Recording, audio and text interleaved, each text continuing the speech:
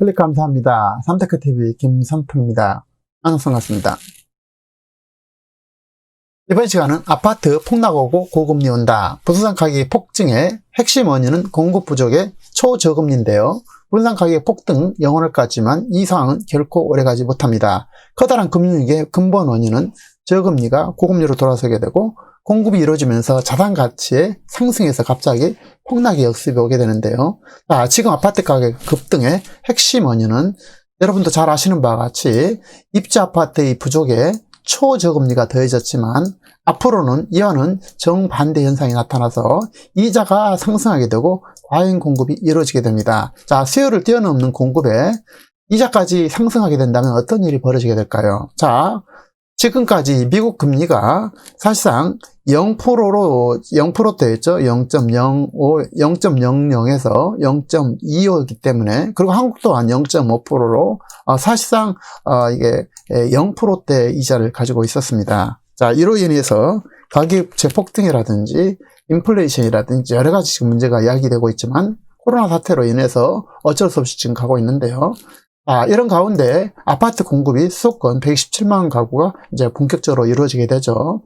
서울이 36만 4천, 그 다음에 인천이 15만 1천, 경기가 27만 5천 가구가 되겠습니다. 지역별로 세부적인 내용은 그냥 넘어가고요.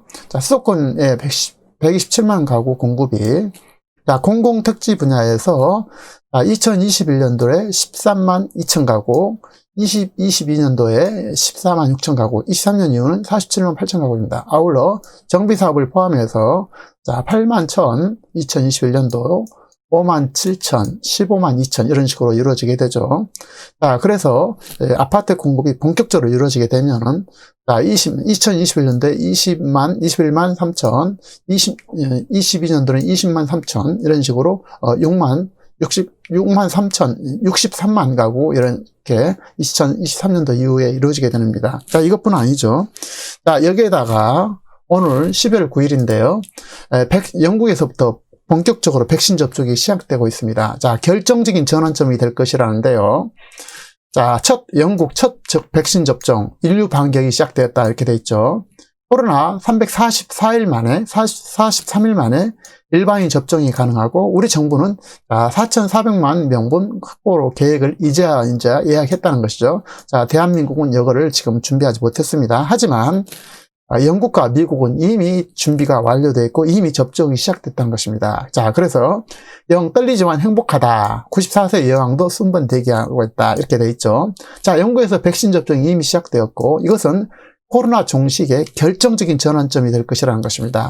미국 또한 12월 11일부터 화이자 백신 접종이 시작되고 이는 코로나 종말을 의미하게 됩니다. 내년도 상반기에는 유럽과 대부분의 선진국에서는 접종이 완료될 것이랍니다. 완료될 것이라는 것이죠. 한국도 여기에 빨리 대응을 할 텐데요. 현재 한국은 이것을 준비하지 못하고 있어서 안타깝습니다. 집단 면역으로 본격적인 경제활동이 이제 가능할 것으로 예상된 가운데 6개월 내외 이상으로 선행지수인 증시는 이미 이것의 상당수를 반영해서 엄청난 가격 상승을 이뤘죠. 나스닥 100이 보면은 12,364.64포인트가 되겠습니다. 그래서 지속적으로 가격이 상승했고 전고점을 훨씬 뛰어넘었죠 벌써. 이런 형편이고요. 그래서 지난 3월 이후 지속적으로 상승한 가운데 다시 약간 낮았다가 또한 급등하고 있는 이유가 이미 이런 것들이 증시에 반영된다는 것입니다. 한국도 수출 회복이 이제 본격적으로 될 것 같고요. 설비지 투자도 개선되고 성장률도 나아질 것으로 보이는데요. 코로나 등으로 올해는 마이너스 1%대였으나 내년도는 3% 내외 성장이 이루어질 것으로 예상되는 가운데 금융정책이 바뀌어질 여지를 가지고 있다는 것입니다. 코로나로 미국 금리가 0%, 한국 금리는 0.5%, 사실상 0%대였지만 이로 인해서 가계부채 폭증이 엄청났죠. 가계부채 세계 최악. 3년여 만에 나라도 가게도 모두 빚더미에 앉았다 이렇게 돼 있죠.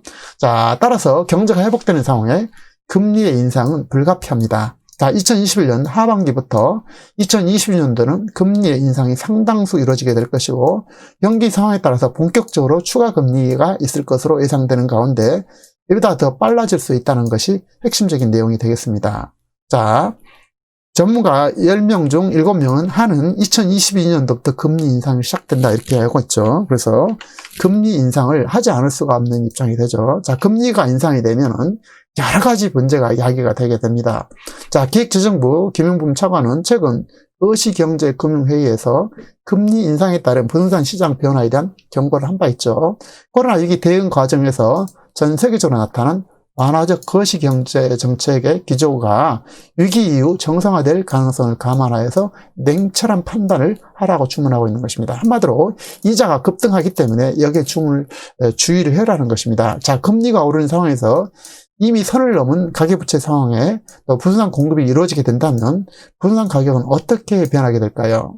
자, 문제는, 자, 2021년도 부동산 시장의 가장 큰 문제점은 바로, 자, 입주 물량이 좀 부족한데요. 자, 보시면은,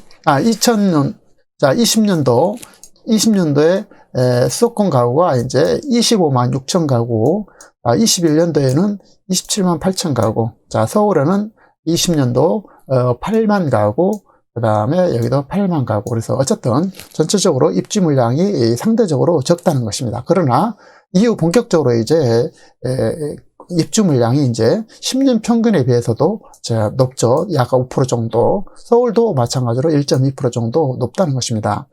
반영 물량은 공공 전세주택 1만 8천 가구, 신축 매입 약정 4만 4천 가구, 비주택 공실 리모델링 1만 3천 가구, 비반영 물량은 공공임대 공실 활용 3만 9천 가구, 기준공 물량은 이제 합하지 않았다는 것입니다. 한마디로 얘기해서 전체적으로 이제 공급이 본격적으로 이제 되고 있다는 것이죠. 그래서 2021년도를 제외하면은 이제 본격적으로 아파트가 공급이 이루어지게 되고 또 이자도 높아지기 때문에 이걸 통해서 엄청난 변화가 온다는 것입니다. 자, 하지만 수도권은 이미 127만 가구 공급 계획 중 공공택지를 통해서 84만 5천 가구를 공급하고 이 중에서 37만 원을 22년까지 집중 공급할 예정인데요. 자, 임대가 13만 가구, 분양 가구가 24만 가구가 되겠습니다. 자, 여기서 사전청약이 6만, 본청약이 18만 원인데요. 자, 이를 개선해서 추가 공급이 가능한 후보지를 수도권과 지방광역시를 대상으로 지속적으로 발굴할 것이라는 것입니다. 사기, 신도시 같은 수도권에서 신규 택지가 추가될 것으로 예상되는데요. 지정이 이루어지면 2024년도 이후 공급이 이루어지게 되고 2028년도에는 입주가 가능하게 됩니다. 그래서 공급이 이루어지게 되고 이자가 올라가게 됐을 때 어떤 현상이 벌어진지를 지금부터 우리가 대비하지 않으면 지금 연끌을 해가지고 모든 것을 다 투자했던 분들한테 엄청난 타격이 들게 될 것입니다. 자, 정부 자료죠.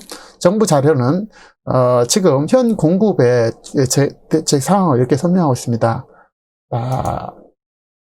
서민 주거 안정을 위해서 공공주택 105만 가구를 공급할 것이다. 2022년도까지. 그래서 공공임대 70만 2천 가구, 공공지원 20만 호, 공공분양 15만 호 이렇게 돼 있죠. 자, 수도권 30만 호 공급 계획, 3기 신도시 5곳 등 수도권 내 30만 호 공급이 이제 이루어지고 주거복지노드부에 따라서 공공주택 지속적 공급으로 2025년도 공공임대 재고 240만 원을 달성하겠다는 것입니다.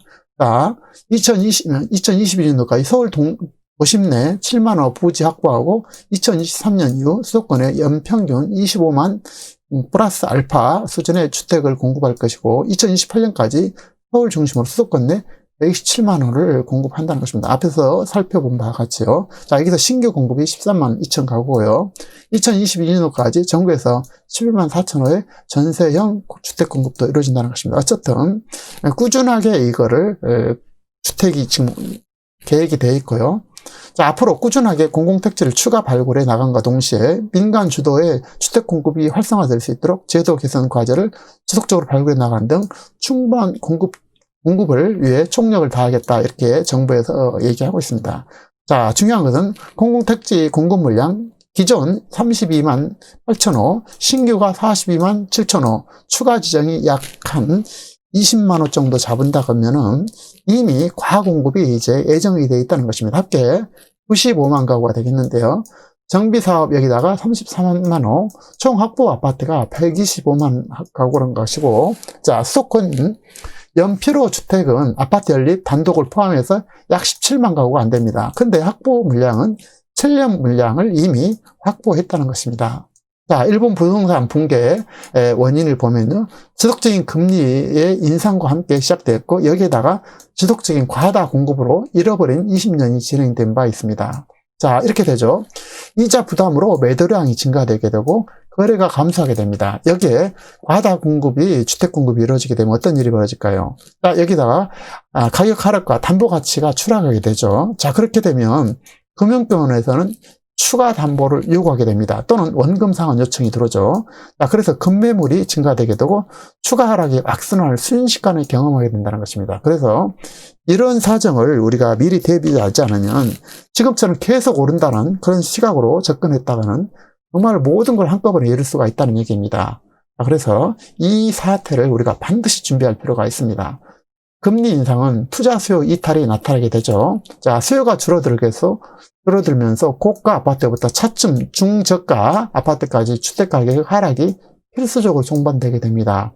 여기에 입주 물량의 증가가 더해진다면 주택이 남아도는 현상이 나타날 수가 있게 되고 불가피하게 가격 하락을 초래하게 된다는 것입니다. 지금 아파트 가격 급등 원인이 입주 아파트의 부족에 초저금리가 더해졌지만 앞으로는 앞서 말씀드린 바와 같이 정반대 현상, 이자 상승, 과잉 공급이 이루어지게 된다는 것입니다. 그래서 수요를 뛰어넘는 공급에 이자까지 상승하게 된다면 여러분이 예상한 바와 같습니다. 이것은 불과 1년 내지 3년 이후에 불현듯 찾아올 것이라는 것입니다. 그래서 그때 땅을 치고 후회하지 말고 아파트 가격 폭등 끝물에 상푸 잡아서 이렇게 하지 마시고 냉정하게 때를 기다리면서 당연히 그 대신 현금을 준비하고 차분하게 현명하게 처신할 필요가 있다는 것입니다. 자, 경제활동에 있어서 키워드는 늘 말씀드리지만 대중과는 반대로 가라라는 것이 저의 핵심적인 말씀이 되겠습니다.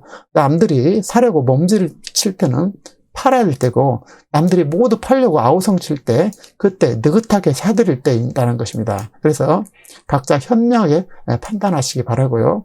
지금 이자가 낮다고 영원히 낮지 않다는 사실 꼭 기억하시기 바랍니다.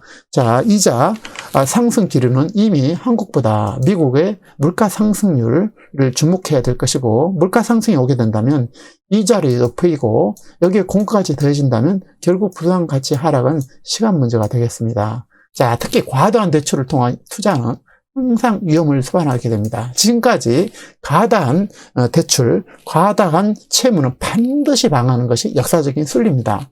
그래서 갑자기 이자가 상승하게 된다면 이것을 견딜 방법이 없는 사람부터 무너지게 되죠. 그래서 이자가 낮을 때는 투자는 늘 이자가 상승할 때를 대비를 해서 이렇게 해야 된다는 점 다시 한번 말씀드리고, 자, 여기에 공급까지 더해진다면 순식간에 폭락할 수 있다는 사실을 꼭 기억하시기 바랍니다. 그래서 지금 당장만 보지 마시고 먼 미래를 보면서 급하게 하지 마시고 차분하게 대비하신다면 이런 사태에 우리가 침몰되지 않을 것이라 이렇게 생각합니다. 여러분들 건강하시고 행복하시길 바랍니다. 고맙습니다.